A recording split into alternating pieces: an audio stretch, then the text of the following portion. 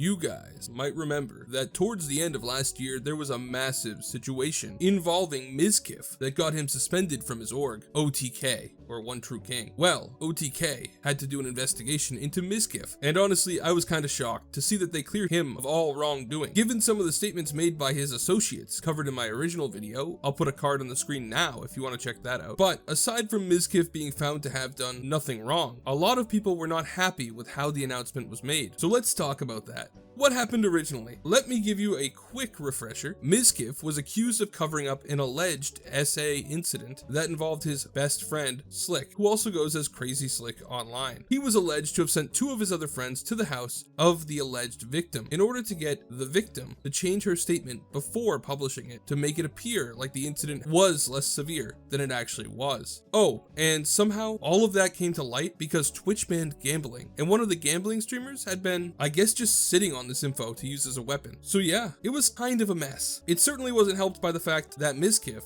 and the people around him really seemed to react to it in the worst way possible. There were hours-long calls between streamers discussing what happened. One of the people who Mizkif allegedly sent to the house had said that it happened, but then I guess recanted his story, so no one knew what was really going on. And still, no one but Mizkif and his friends know exactly what happened. But the botched response to it really made Mizkif look guilty as hell. Now, Mizkif was on the board of, and was a member of OTK, a streamer network / organization. Credit where credit is due, someone over there at OTK must have some sense because they pretty much immediately suspended Mizkif from the org pending a third-party investigation into his conduct. That investigation just completed, or at least they just announced the results of it. OTK's been kinda busy recently handling another scandal, but we can talk about that some other day. On December 31st, otherwise known as New Year's Eve, at about 8:30 p.m. EST, OTK posted a statement about the investigation to their Twitter. I'll show it on screen now. Note that the actual tweet just says an update to our community, and the actual meat of the announcement is hidden in that really small and hard to read image. It's even hard to read while it's expanded too, probably by design, but we can discuss that in a bit. The text in the image says, on September 20th, OTK began the process of contracting a third-party law firm to investigate the conduct and allegations made against one of our founding members, Mizkif. We proceeded to retain Jackson Walker LLP, one of the largest and most experienced neutral investigative firms in our state. The scope of the investigation was to determine whether or not Mizkif attempted to cover up or minimize a SA allegedly committed by one of his former roommates. Jackson Walker was granted free rein to gather all relevant facts, interview witnesses, and advise OTK as to whether evidence supported the allegations. Mizkif was placed on unpaid leave for the duration of the investigation. According to Jackson Walker's investigation, Investigations Counsel did not find direct evidence that Mizkif attempted to minimize or cover up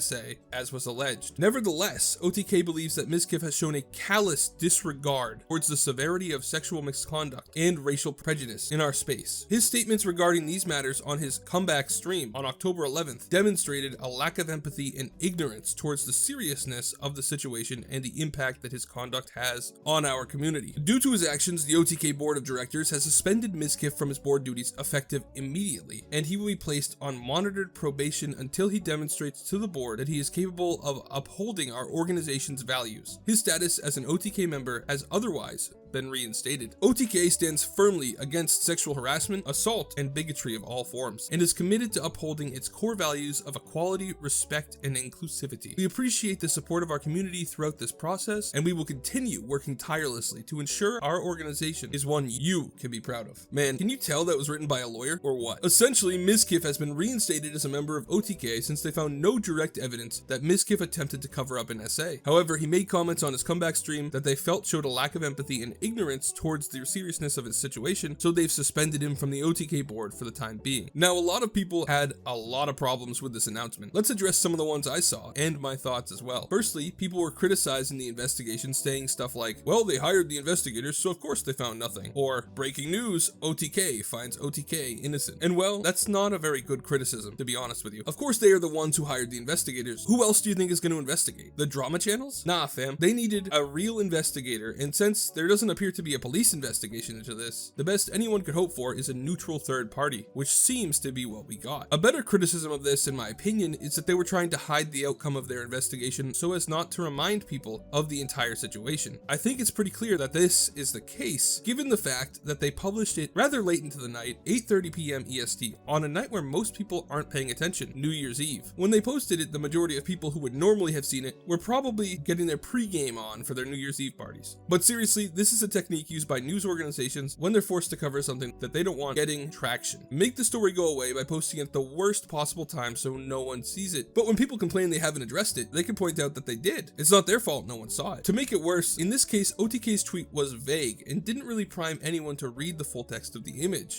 that needed to be expanded to read, and even then featured what I consider to be small text, to further make it harder to read. Not to mention that it seems like someone at OTK was going around and blocking accounts that were pointing this out. Though them trying to bury the story is kind of expected. OTK is currently in a bit of turmoil with Schlatt leaving and the recent incident involving another one of their members. They probably knew this was going to make people angry and decided to push it at the perfect time so that most people won't see it. Makes sense, don't get me wrong. It's an evil bit of planning, but it does make good business sense. Of course, my biggest criticism isn't really about the publishing time or manner, it's about the lack of details. One of the things that stuck out to me when reading the statement was the use of the term direct evidence, as in, according to Jackson Walker's investigation, Investigations Council did not find direct evidence that Mizkif attempted to minimize or cover up SA as alleged. It just seems weird that they would specify direct evidence instead of saying they found no evidence. The thing is, an investigation like this is essentially useless unless the full report has been released, and they should remove the sensitive info from the report, like addresses, but everything else should be fair game if they want the public to trust the investigation. Because right now, without the full report, we're essentially getting OTK's word that he was found to have done nothing, and not the direct word of the investigators, which would be in the report. Essentially, my concern would be that they had run into roadblocks, like for instance, if a crucial witness refused to talk to the investigators.